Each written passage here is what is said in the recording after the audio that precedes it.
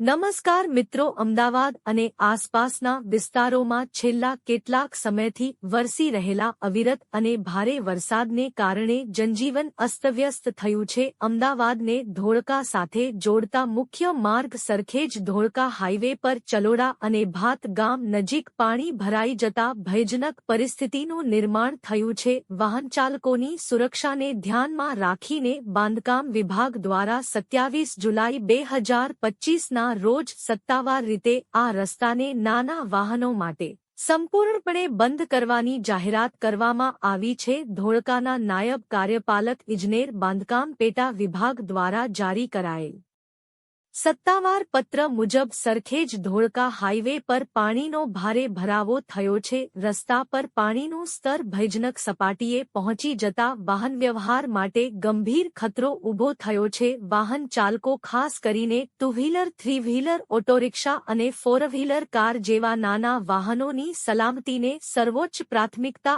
આપતા તંત્રએ તાત્કાલિક અસરથી આ માર્ગને બંધ કરવાનો નિર્ણય લીધો છે. વિભાગીય મંજૂરી મેળવ્યા બાદ પોલીસ તંત્રની મદદથી રસ્તા પર અવરોધો ગોઠવીને તેને સંપૂર્ણપણે બંધ કરી દેવામાં આવ્યો છે. અંગેની જાણકારી પ્રાંત અધિકારી, મામલતદાર, નાયબ પોલીસ અધિક્ષક ધોળકા તેમજ ચલોડા અને ભાત ગામના તલાટી અને સરપંચને પણ કરી દેવામાં આવી છે.